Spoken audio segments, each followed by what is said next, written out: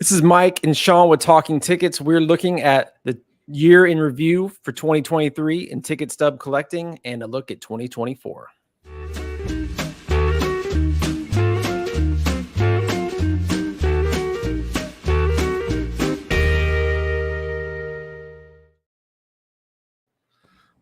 All right. How's it going? It's going well, going well. Good to see you. Good to see you. It's been a few weeks since we've done a show, and it's a good time to review what happened in 2023, right? Right. We got to take a look back. Sean put a little presentation together, kind of looking at all the big events of the year, big sales, big ticket gets, some crazy, weird stuff that happened. But yeah, let's take a look at 2023. So let me just pull that up. So 2023 top new tickets. So we started off here. I kind of like how we started this one off because, you know, a lot of things now is you can't get a ticket, right? You go to an event. Oh, I can't get a ticket. This great thing happened and there's no tickets out there. Well, guess what? We're going to show you some monster events where we thought are some of the best ticket gets of the year of 2023. Well, actually, we'll start. Go ahead and run the slides. Right. So we'll start. I told Sean, I was like, hey, I want to get this one in because I thought this was an epic one. Yeah. Which was the Messi's first World Cup, which actually happened in late 2022. But hey, you know what? Close enough. But the tickets, I mean, people were chasing the tickets in 2023. So. Right. And I thought this, if you're a Messi collector or a major soccer guy and into tickets, I think this one's just, I mean, awesome. Historic. You know, Messi puts him in line with Pele and the GOAT. I think takes the leap ahead of Ronaldo. Was an epic one. Mbappe had 3 goals. Like, I mean, what more could you ask for? And they actually had hard tickets that you could use at the event. The funny thing is, this one actually Sean grabbed. We were just talking about it earlier. I actually posted on Boogers and the Discord group that the one with one line of writing down here actually is one they sent after the fact to the ticket holders. So actually didn't get you in, but is a little bit of a commemorative. But the one that has like 2 lines of writing is the one that actually had to be used to get into the event. Yeah. Good little piece of information. So the pop on this one is what does it say there? 25? It's 17 plus about 25, 27. There's a hospitality version of it. So, and I think if I don't when I was pulling this, I think there was a couple signed versions too. So right, we've seen a couple signed that, you know, we talk about those crazy multiples. This is about a $500 to $1,000 ticket, depending on the condition. You know, maybe more, but signed ones I think were in the 5 figures, like 10,000 plus. So you're getting that crazy 10 to 15, 20 times multiple. Yeah, but awesome ticket. So a non-debut also for you other people who are the debut haters and the historical lovers.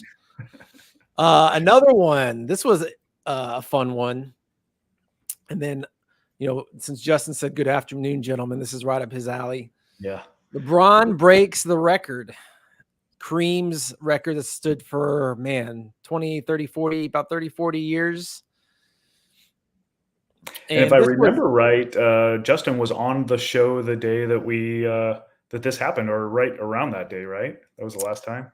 Yeah, I think he was. And, you know, this is one of those tickets where you talk to people who went to the game and they're like, I couldn't get a ticket, impossible. And this is kind of the frustrating thing about collecting for some people is that you almost had to know somebody in the ticket office to get this ticket. Yeah. They did send out commemoratives to everybody that was pretty cool. It was like a LeBron dunking commemorative ticket they sent out, but this is the original. And kind of how we see a lot of times is, you know, it'll go for $5,000-$10,000 the first one that's highly graded. And then a lot hit the market. And you don't know how many are out there. And this one had pop reports at 36 right now, 13 8s, 16 9s, 5 10s. I was really surprised when I pulled that up and there was 36 of these already graded. So, yeah, it's tough. There's a couple more, but who knows how many are ungraded so far. But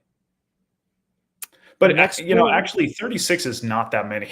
You know, it seems like a lot in the ticket world, but when you start comparing it to other huge events and huge cards and stuff. 36 is actually a really small number, especially when a lot of those are in permanent collections now. Yeah, and I guess in the ticket world, that's not a crazy amount, but not super rare, just kind of a good amount. Justin said, I handled 8 of those for a guy that got them. Only longtime season ticket holders with brokers got them. He was 30 years season ticket holder. Yeah. See? Yeah, that makes sense. Moving along. Ooh, this is one of my favorites. Ohtani case Trout to win World Baseball Classic. And I think nobody expected this one, unlike the LeBron and the potential Messi victory. But the way this, the game played out, I mean, Trout, Ohtani, what more could you ask for? Yeah. Yeah. That was a great moment in 2023. And I was actually really surprised that there's only 3 of those in the Pop Report. I thought, have you seen more? Or do you think that there's a lot that aren't? Oh, yeah, there's more raw ones. I actually own 2 of them. One has some of them circled the SRO. And others but they're I think they're all standing room onlys. I think there's I've seen probably at least 5 to 10 minimum, just randomly on eBay that sold soon after, because I was kind of keeping my eye on them. And they've gone from like 500 to 1,000 also, but they pretty much dried up. Yeah. And I think their collectors have just bought these and maybe get them signed one day, which would be epic. But getting Ohtani's signature would be really difficult, even though Trout isn't the most difficult of auto to get. That would be a great. So have you seen one that's not standing room only? I don't think so. I think all the ones I've seen are SROs. Yeah. And another thing about this, I feel like this is the game that vaulted the World Baseball Classic now into the legit 4-year epic event where all the pros will finally start playing and not some. I hope so. Yeah. I hope so. It was a lot of fun to watch last year, and I hope that it becomes more like the World Cup, where the really good players want to play in it to compete, and it's a fun thing to watch for a couple of weeks prior to the season starting. Yeah, so another great one. All right, going to some of the jumping into debuts now. Connor Bedard, NHL debut, basically one of the most hyped prospects really in the history of hockey, made his debut October 10th. Pop 18. Report, October 10th. Total pop 11. And this is just a big get for a lot of hockey collectors. Yeah. Is that something you have? No, I'm not a big hockey guy, but this is good speculation and type stuff because nobody really knows how great he's going to be. So I'm not a huge hockey guy. I don't want to pay $500 or $1,000 for it. And it does have the Penguins, so it's not like something that I'm in love with. But if you're a hockey guy, it's kind of a super cool get. And I was a little surprised to see the pop only at 11. I thought that I've seen a lot more of these, or a lot more people talking about them, and I thought that there would be a lot more, but maybe it's just there aren't as many hockey fans that are. Yeah. And Justin makes a good point. He says PSA is backed up close to 6 months, so no telling how many are there. I'm getting my juniors back this week. That's true. So this happened, 3-4 months ago? So yeah, it could have been. Yeah. I bet most people sending them in with the value dollar amount, not paying the higher dollar to get them back quick. Right. Another big debut, or actually not as big, but Jason Dominguez was the big Yankee guy. Try to tell Yankee fans that this wasn't a big debut. He homers in his first at bat off of Verlander, Hall of Famer.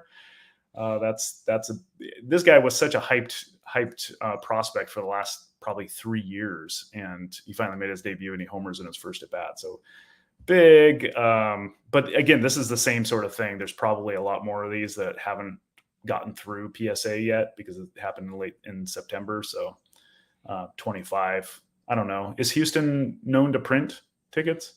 Not really. I remember when I went to the playoff game with the Rangers, I went up and casually asked the lady, and I got a flat no. So it's another one of those play the game kind of thing. Yeah. Right. But it shows 25 total in the Pop Report. 3 no 10s, actually. Kind of interesting. Yeah. Also another monster debut, Victor Wembanyama. I do like this debut a lot. this guy's a freak, and I'm a basketball guy, so I would be interested in getting one of those. And it was at home, so it kind of has a little San Antonio flair to the ticket. And it was against your Mavs. It was. I didn't go to the game. Probably should have, but making the trek and doing all that leg work, so I didn't do it. But it'd be cool to get one of those tickets. Pop 10, total pop 10, 7 PSA 10s. So is this one that you've been looking for, trying to find? They're out there. They run like also like 500 to 1,000. So, ideally I'd maybe like to do a trade, or maybe the buzz goes away for a while and he's not some rock star you know how that goes with prospects and speculation. Right. So that was the last one of the big tickets. Is there any other honorable mentions or anything else you could think of that we didn't mention? Honorable mentions.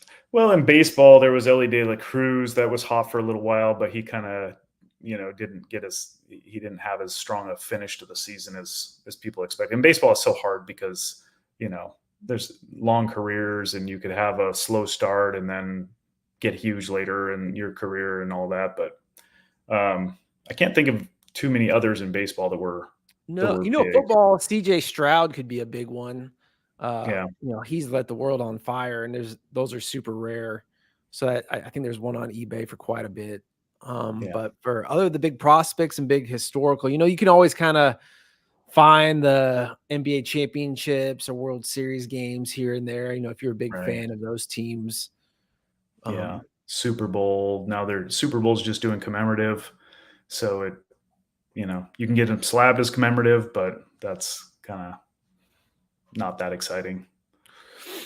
Yep. So now major ticket news / auction sales. PSA finally dropped their, what was it, $50 to $60 and creates a new $30 value tier. And obviously the next slide is connected to this one because, the two were related. If you ask PSA, they weren't related at all. They have, they had plans to lower their bottom tier to $30, but then a week later, Beckett starts grading, and obviously everybody knew that was coming, and everybody knew that Beckett's lowest price was going to be $30, and so those two are definitely connected. It was good news, definitely. We've gone over this over and over again, that Beckett's grading, and hopefully some stiffer competition, which results in better service on both sides. Yeah, and like I said, it's a great thing. And, I actually was putting a Beckett order together today. One thing I don't think is talked about enough, Beckett really doesn't have price tiers. You could send basically a $10,000 ticket in. You're not paying the crazy PSA upcharge. Granted, you're going to get a high value if you try to sell. If it's not PSA, that still a little remains to be seen. But, Beckett still has respect in the hardcore ticketing community. So I think it's a great alternative, great competition. So there's definitely, hopefully they can keep it going. And I know with Steve Lee leaving, but it seems like I haven't heard anything bad since. So kind of cross our fingers that it keeps working. Absolutely. Next, April 20th, 2 new Jackie Robinson debuts discovered. I know Sean's all over. Do you know the owners? Do you know all the owners of all these tickets? So this brought the total that I've ever seen, and I've been tracking this for years, to 15 different copies. And what's interesting about this one is it's the exact same seat or box. And this was when I first learned that at Ebbets Field in that time frame, or maybe at Ebbets Field the entire time that it was open, the box seating was such that it was kind of like a suite as we know it today, where you get your ticket has a suite number and you go into the suite and then you can have 20 people in the suite. They don't have individual seating within the suite. And that's how the box seating was at Ebbets Field. There was probably like 6 seats within a box, and you got a box number and you went to the box, and then the 6 people would just sit wherever within the box. And that's why these 2 different tickets have the exact same seating assignment. That was news to me, April 20th. So that was big. So how many of those 15, how many do you know who owns each of those 15? I think I'm aware of the owners of 12, 11 or 12 of them. There's a few, including the one that just sold the PSA 3 that I don't know who won that. So if you want it, let me know. All right. Moving along. April 22nd, a monster ticket, monster sale. Roberto Clemente debuts 1 of 1 for Yeah, $121,000. the only one known, the only one ever surfaced. That was a big event. That was a big event in ticketing, especially baseball collectors, vintage baseball collectors. That one of Man, the these vintage. surfaced. I saw somebody post the other day that, man, baseball collectors pay a lot for their tickets. I was like, he's right, man. Baseball kind of runs the show when it comes to the ticketing world, and this sale kind of shows it. Yeah. Next, those auto tickets. MJ debut autoed 87K. This is an authentic ticket with the auto 9, with looks like a little pen auto that maybe somebody got randomly. Not the nicest of autos, and I would say this ticket on a loan would probably go for like 25K. So really, you're only getting about a 20 to 25K, 3K multiple, which is actually pretty low from what we've been seeing on some of these other auto tickets. Or you could just say a $60,000 premium for just his signature. I guess it's how you want to look at it. You want to look at it multiple, or you want to look at it true dollar value. And wow, that is a lot. That's a lot of money just for Michael Jordan's signature. Gosh, man, if you're an auto hound, you can nab Jordan on one of these. It's crazy, the premium. Yeah. I wonder, I didn't look at the pop report on this. I wonder if this is the only one or if there's others that have been signed now. Yeah, I'd have to take a look, but yeah, the Jordan stuff is just crazy. Yeah. Another Jackie goes for 300K. I know so that was one of the two that was discovered, the PSA 3, and that was the biggest sale of the year for an unsigned stub. And it was the second biggest sale ever for an unsigned ticket stub. Yet people at the time I thought were still disappointed that it only went for 300K, and I was like, guys, that's $300,000 for one little ticket. Yeah, the highest graded and brand new to the hobby. So congratulations, lucky buyer, on that one. All right, we need some explaining. Maybe Justin, since he's watching. This is the Lakers season ticket. I guess maybe their first season. Pop one says none higher. 93,000. Makes no sense. Monster sale. Monster. I couldn't make any sense of this, and I think I talked to Justin about this already, and so there was some speculation that maybe this was not a ticket and was a card, and it was some part of some rare card set or something. Oh, I heard that as a theory, but I don't know. That is a card, not a ticket. If it's a card, it's kind of a bizarre set for $93,000. We have to get a card guy on to explain that one. I'm sure there's a reason. That's like when I see those 90 Jordan. Oh man, the green ones and the I think it's a skybox insert that go for insane amounts. Right. It's like, man, what's a deal? I guess they are rare, but like $1 million for a mid-90s. But man, some things collectors just latch on to certain things, and sometimes it's hard to predict. Yeah, it only takes two that have deep pockets and really, really want it. So, all right, move along. The Abraham Lincoln assassination. This is so bizarre. Like these really exist for real. Yeah, 262,000. Was one of the Ursays by the? I can't remember. I thought it might have been Ursay, but yeah. That I kind of think that this was a good deal. I kind of do. I mean, this is two of them, and it's freaking Lincoln Ford's Theater, like American history. Like if you talk about the top 10 moments ever of remembrance in American history, this has got to freaking Lincoln gets shot. Are you kidding me? Can you think of a bigger event in the history of the country that had tickets? Wow. And Well, I remember 130. Rovell Go talking ahead. about, are these really 100% real? It's kind of weird how the D and the 41, the handwritings don't match up. So I Right. don't know if that played into it not going higher. But I know they originally sold at one of the big auction houses, 10, 20 years ago. So I'm sure more than likely they are real. Yeah. Yeah. Incredible. Yeah.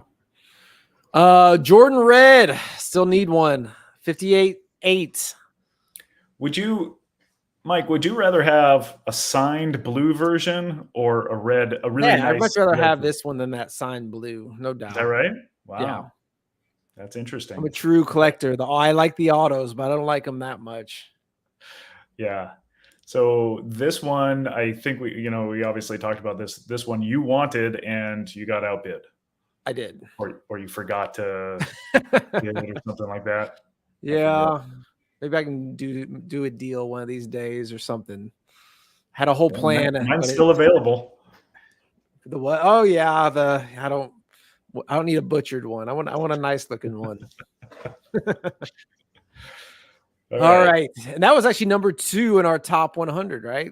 Yeah, that was number 2. Yeah. Yeah. This is another crazy. I was looking at this one earlier today. Pop 1, first Masters, 1934, signed by Horton Smith, which I assume was the winner. Which he was the winner, $220K. And I feel like there's a lot of Masters badge collectors out there. And that's kind of Yeah. a cool thing to collect. Yeah, and some of the prices that these older ones get is just remarkable. It's crazy. There's some high-end Masters badge collectors out there. But the thing is, I've never really met one. Have you? Yeah, I haven't either. I was just going to say that. It's like they're not part of the ticket collecting community that I'm aware of. So maybe they have their Yeah, own little community. probably the whole golf Masters hardcore Yeah, community. yeah, golf collectors. This was a really cool one. The ticket isn't so cool looking, but this was the Beatles' first appearance on Ed Sullivan, sold for $42K on gottahaverockandroll.com auction, which I don't Yeah. think is frequented very often by our watchers. Were you aware of this and interested in bidding on it when it was going down? I did. I mean, I wasn't going to pay. I didn't want to pay that just because the thing is so beat up. But pop culture history, this is probably top 5. Yeah, yeah. I think it's hard for me to justify that kind of price with this ticket because it's in such awful shape and it's so basic that it's hard to confirm that this was an actual ticket versus just some printout somewhere along the line or something. I guess I just don't know enough about those types of tickets for those types of events. And I know that they're very, very basic. So that kind of gives me a little pause, but if, everything else being equal, this is an amazing ticket. I would love to own this particular one. And also, it doesn't say anything about the Beatles. So you Right. really would have to have it slabbed and explained, and people would be like, well, what is this again? Like, oh yeah. Yeah. Yeah. Really cool though. And 42K is 42K. All right. Social media news 2023 review. Big. There was a lot of chatter about this one. Yeah, we laughed a lot about this one. 94,500. Ravel, I think was one bid? One bid on Sotheby's. On a ticket that really should go for what, 8,000, 9,000? Yeah, I would guess like a 5 to 10K. And I even had a guy that reached out to me that said, I'm part of I know people that are big into presidential collecting and blah, blah, blah, and JFK, and they were just shocked by this sale. It's like, well, weren't we all? Yeah. Yeah. And I think that it kind of surfaced a lot of other ones as well, for a lot higher prices then after that, because, there's a number of these out there, right? Yeah. I don't know if there's a number of fulls, and this is, I guess, probably a pretty good condition one, but right. Yeah, it was just put up a lot of question marks when we saw this one. This I thought was a great sleuthing by Colton Brooks. And unfortunately, I'm one of the people who got hit by this. A lot of other people did. So this is the drive ticket, the Elway, the big drive against the Browns. And everybody thought the real ticket was this one. And let me pull mine up. I actually brought mine. And yes, I even got mine autographed because I was like, oh man, yeah, great. Right? Elway, the drive. No. So that one is not a real drive ticket. Supposedly that is from either the prior year or the year after. And the real one is this one. See that old school helmet look compared to the new school Browns helmet, the more modern. Yeah. So basically PSA had been grading the wrong one for years. And people have been buying them, thinking it's the drive, getting them autoed, slabbing them. They've been slabbed, but I think they basically killed all the barcodes to it. And yeah, it's always a weird thing because full drive tickets were not that uncommon. You're thinking, wait, this is like an epic Browns game. They ripped the tickets in half. Why are there so many of these? When you thought about it, I'm like, oh, yeah. I mean, that always gives me pause whenever I see that a full version of a ticket is more common when it's a vintage, older ticket, when the full is more common than the stub. And you never see the stubs, but you see fulls all the time. There's got to be a reason for that. In this case, it was those fulls were phantoms. There were phantom tickets for the following year because they print off all the playoff tickets. And then the following year, the Browns playoff game was on the road. So those tickets were never used. And the difference is the 6-2 versus the 7-2 up in the corner. The 6-2 indicates that it was 1986 game 2, and the 7-2 indicates that it was 1987 game 2. And the 1987 game, the second game was played on the road. So great work by Colton Brooks. Yeah, and it kind of set the drive fans, the drive ticket holders. Probstein on eBay was selling one the other day, and I didn't look to see if it actually went all the way through and people were messaging them, but people are going to get burnt on those from random people. It's unfortunate, but good to get the word out for sure. Oh, our trade. Yeah, Justin's here. Maybe Justin can comment on how he feels about the trade now. It's always fun to look at because I was looking at it earlier. Basically, me, Justin, and Sean did a 3-way trade. That was a pretty big trade, probably about a 15 to 20K trade for each lot. And I thought Justin came away the best because he got a Jordan debut and a LeBron debut. And Jordan debuts, no matter what, always go for about 10 or 15. And he got a Bo auto debut and a Kobe 81. So, Justin, I feel like you won. Sean, what are your thoughts on this trade? I think that, I mean, either you or Justin. I lost, but I said that at the time.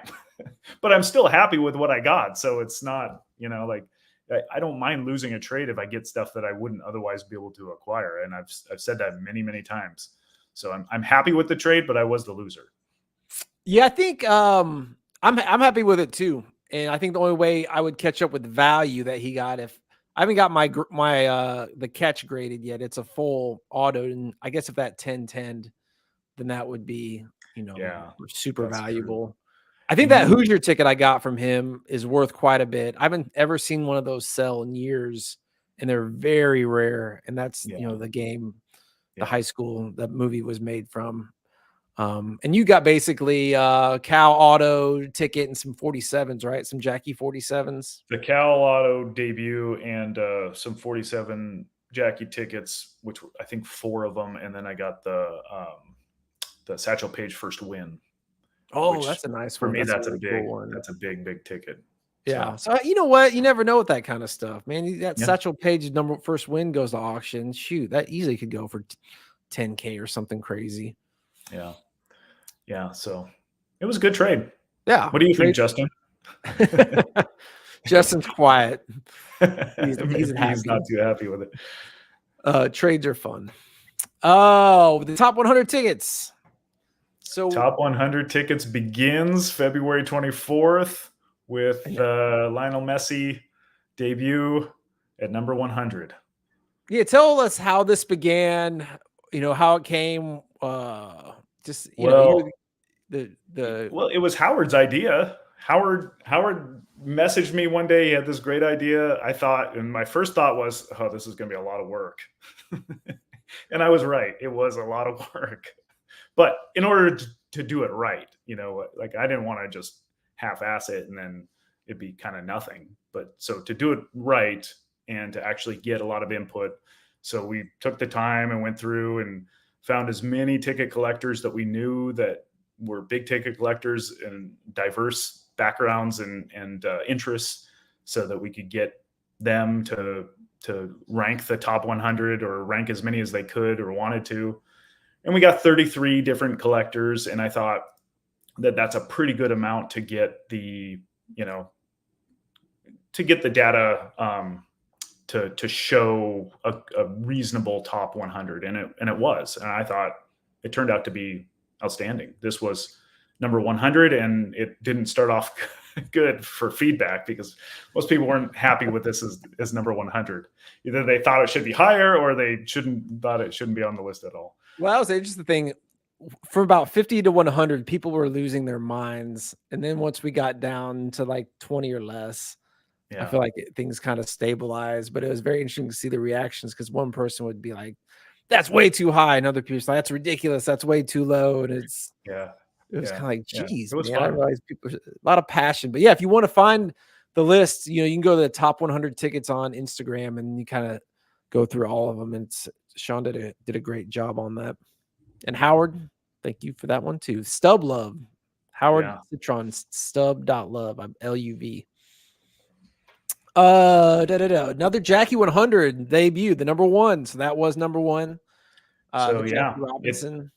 What do we start on? We started in February, ended in June, went one every day, and ended June 12th with the number one ticket, by far ranked number one by everybody. But because wouldn't 2 through 5 and all those were somewhat close, but this was by far without question number one. Yeah, 2 through 100 were all close, but this one was the only one that was by far and away number one. It's the GOAT. The ticket collectors meet up at the National. So yeah, this was a great event. The National was awesome how many people came out to the actual National that were ticket collectors, and we did a meetup at the brewery. I actually pulled some pictures up. I think I showed these on a prior show, but just kind of give you an idea of what it's like out there. Just tables everywhere. People that have been talking online. We got a little Darren Ravel. I think he sold Howard that looks like the Lawrence Taylor, Joe Theismann ticket. Yeah. Did you see the video? I don't know if that came through, but yeah, just so many cool things, autographs. I can't highly recommend it enough. If you can attend the National, do it, because the event itself is great. And the meetup we're going to have that we had and we'll have in the future is great. And we just freaking ticketing legends. Yeah. So it's just worth 100% worth checking out. Yeah. That was definitely the highlight of the year for me. And getting everybody together like that. I think there was 30.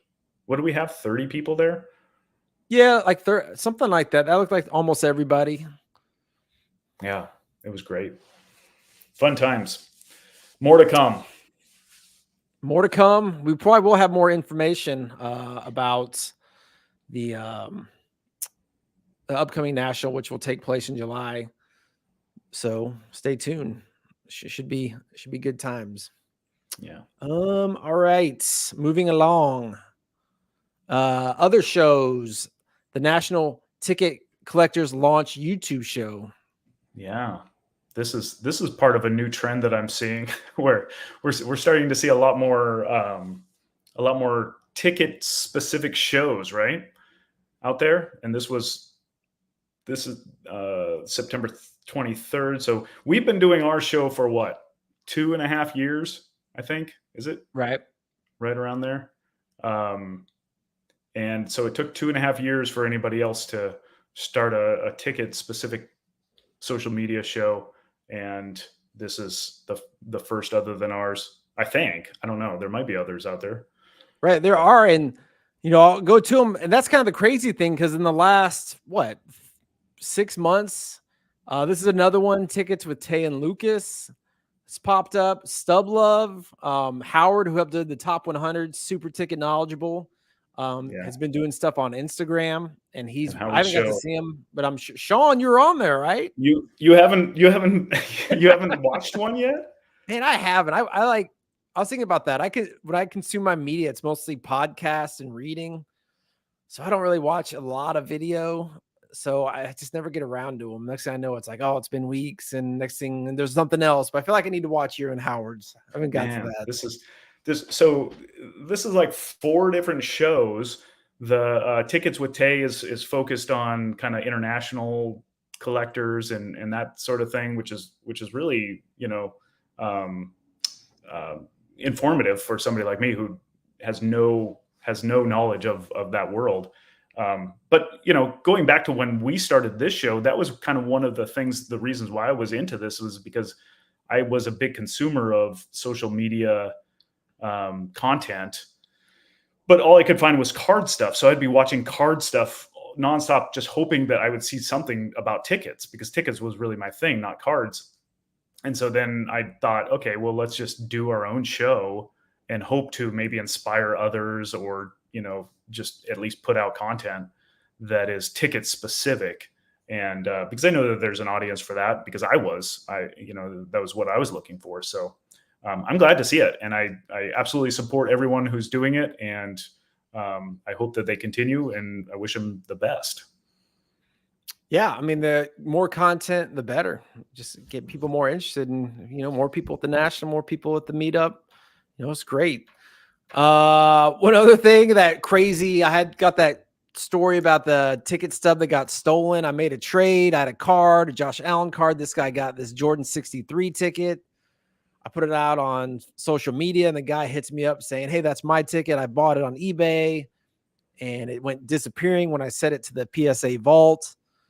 And to this day, I haven't heard anything from anybody. So I'm just like, well, it's not really my problem anymore. And I sold the Allen card, since the Josh Allen's playing great and they're the 2 seed. So somehow everybody ended up happy, and it's mind blowing to me. And I'm just waiting to get another phone call saying, all hell broke loose again, but it's really bizarre.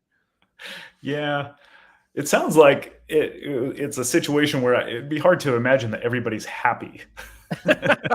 I figure if there was a problem, I would have heard about it by now, but I haven't heard anything. So it's kind of unbelievable. Okay. Yeah. Knock on wood. I think you dodged a bullet there. And that concludes our year in review. Yeah. So overall, what do you think of 2023? I thought there were some really amazing tickets up for auction that we went through that you would never see. I mean, the Jackie debut, you see usually about once a year, but the Lincoln assassination tickets, the Ed Sullivan show ones, I think that those are really cool. But otherwise, yeah, the like I've said before, the meetup at the National was the highlight. I thought it was really fun to get to meet people, have conversations with other ticket collectors, work out some trades. It was a lot of fun, and I'm looking forward to this next year's. Yeah, I feel like 2023 is almost the year of kind of the social network of ticketing, where the Booger Stubs groups and the meetups and the National, and putting faces with names. Just kind of the community is, I feel like the core is super strong. And, I've actually seen a lot more people posting like, hey, I'm looking for just anything LeBron or anything this, or you kind of tell they're new collectors. And I even had a big card guy hit me up and be like, hey, I'm starting to get into, I know it just feels like there's more, and with the more shows, it's like, wow, just a lot more content, a lot more eyeballs. So it'll be interesting to see how 2024 plays out. Yeah. Because went from that crazy COVID era time to more of a stabilized, but now we're in this new era. And I also think going forward, that, it'd be a great time to buy things that you've been looking for, because I feel like this 2024 is a year of people are kind of figuring out exactly what they want to collect. But Yeah. and part of that is also, okay, well, if I'm really into this, that means I can maybe start selling this, and that could be something you're really into. So I think it's great opportunities to sell your stuff and to buy your stuff. Yeah.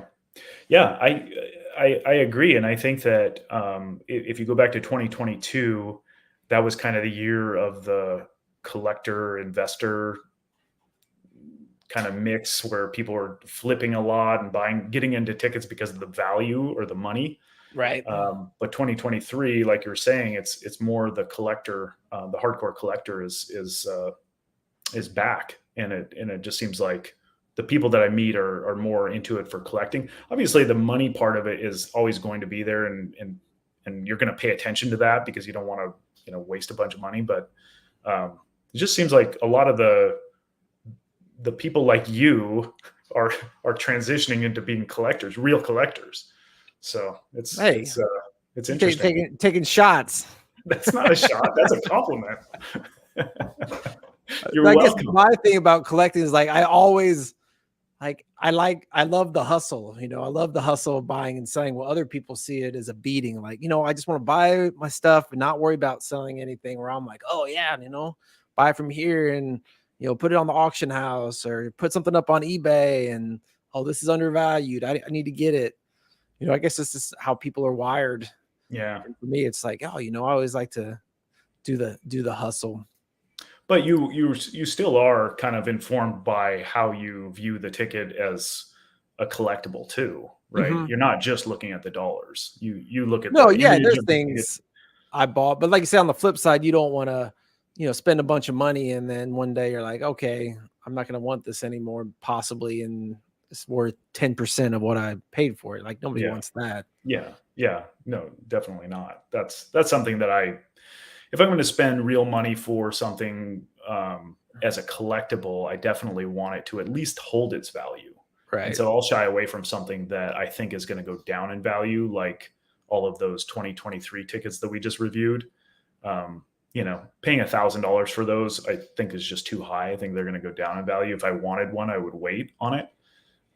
So it's that kind of thing. Definitely, I'm definitely paying attention to the dollars too. It's just, it's not my main driver, I guess.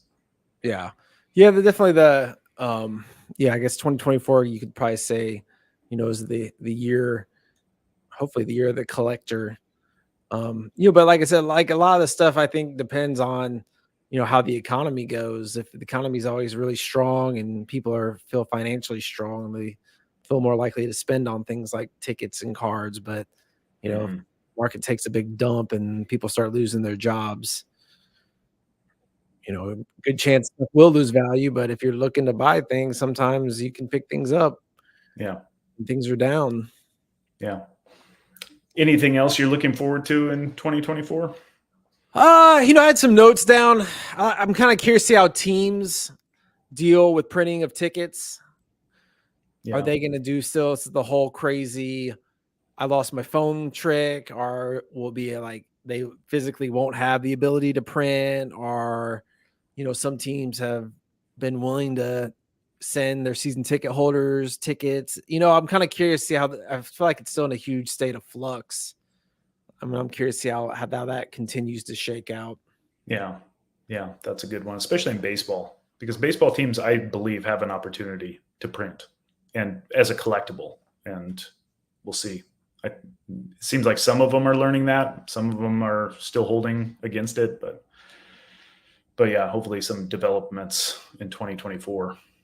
Yeah, the things I had was, the debut tickets, the big ones took a big dump. And I feel like some of them kind of bottomed out, like some of the Brady debuts, some of the epic ones. And I'm curious to see how those are going forward.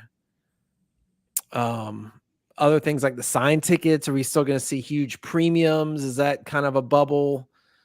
Because some of that stuff just seems crazy to me, and it seems things seem crazy. Sometimes they are crazy, but that's good advice. We'll find out. Yeah. Other things I had Curious to see with all the new content, ticketing content, how that's going to affect things. Is more eyeballs, more people into the market. The National, I thought 2023 was huge, and I'm wondering if that can be topped. Being in Cleveland, if we'll get as many people, as much energy. I mean, what do you think about all that? Yeah, I'm hoping that the interest in it at least is the same as last year, but I'm hoping that it's possible it'll be higher because a lot of people will look at that and say, "Oh, I kind of missed out," thinking that in the past, if you go to the National and you're a ticket collector only, you're not going to find anything. Right. Generally, there's not a lot there for you. But if you know that you're going to go and find a lot of other ticket collectors and be able to network and meet people and have a good time that way, then maybe you'll plan a trip there. So I'm hoping that ticket collectors understand that stuff is actually going to happen and that they plan a trip there. So we need that trade night. Yeah, definitely working on it. So, but yeah, that touches on what I'm looking forward to too. The National and the social media content that's being produced now. I really enjoy it, and I hope that other people get in. If you're one of those that have been thinking about it for a while, start a show, start it up. It's a lot of fun. Yeah, it's easy. All you do is you click a button on your phone and start talking. That's it. Just go. Yeah, we've been doing exactly that for 2.5 years. Yeah, pretty much. Yeah, time flies. I think the first one we met was at the Chicago 2021. Is that right? I think so, because I know that we've done shows in 4 different years now, 21, 22, 23, and now 24. So yeah, it was 21. And then we started doing that Instagram thing, kind of like what Howard's doing, probably a few weeks after that, maybe a month after that or something. I don't know. But yeah, time flies. Yeah. Crazy. Well, anyway. I feel like that's I didn't have any other notes. Do you have any crazy predictions? Any predictions for will we see any sales higher than what we saw in 2023?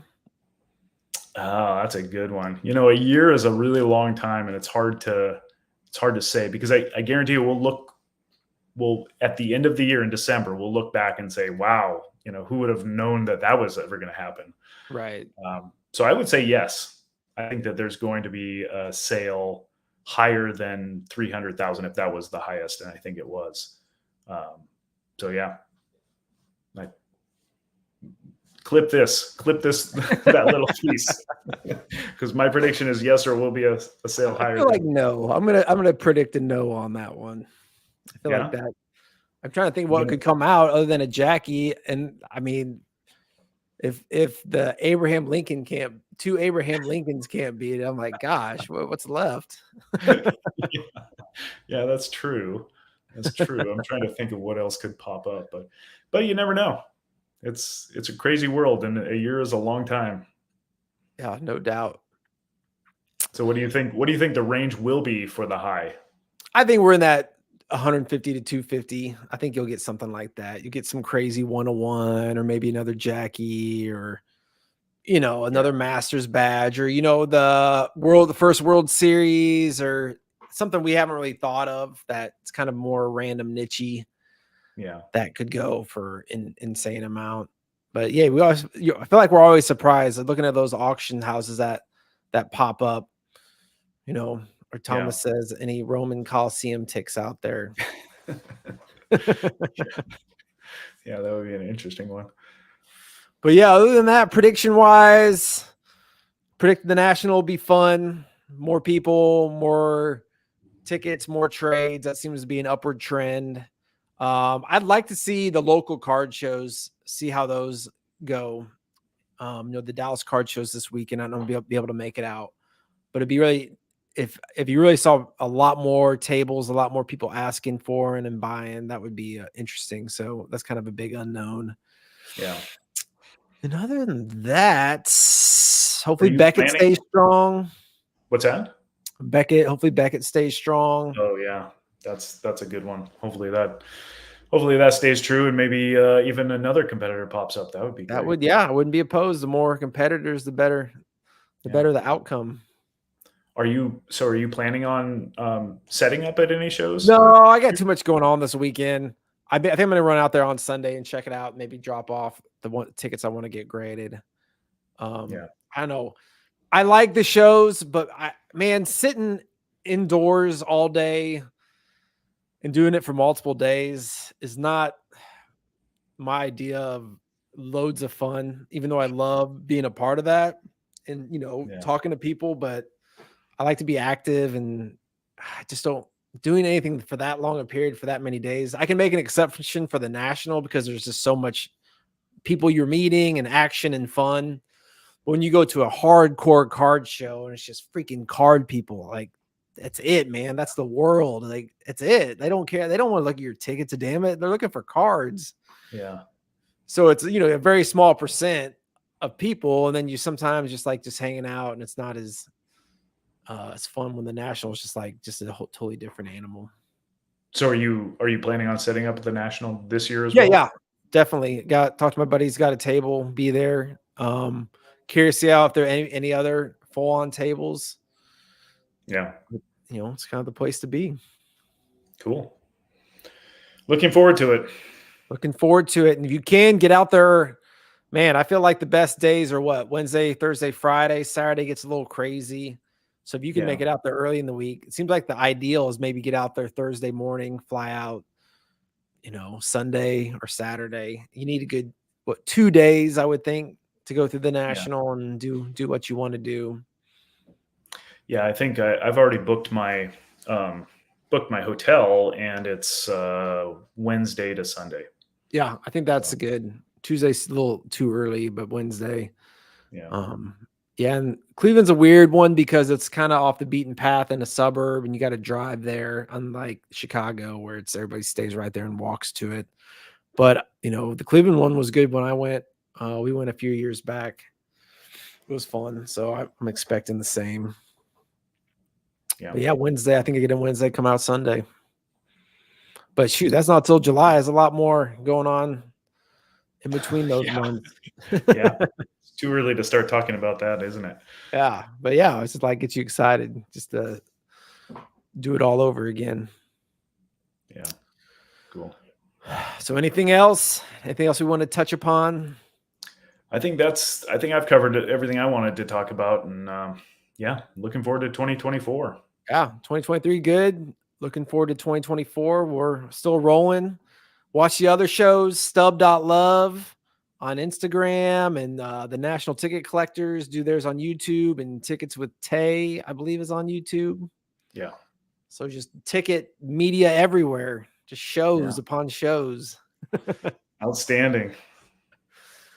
All right. So either next week or in a couple weeks, I would like to do Justin, man. Justin wants on. He wants to do where we talk about selling our tickets, like how to sell them, where to sell them, how to price them. I think that would be a really good show. And there's nobody, I think, on earth who is, other than, I was going to say nobody on earth has sold more tickets than Justin, except Lenny has probably sold the most in the world. I guess.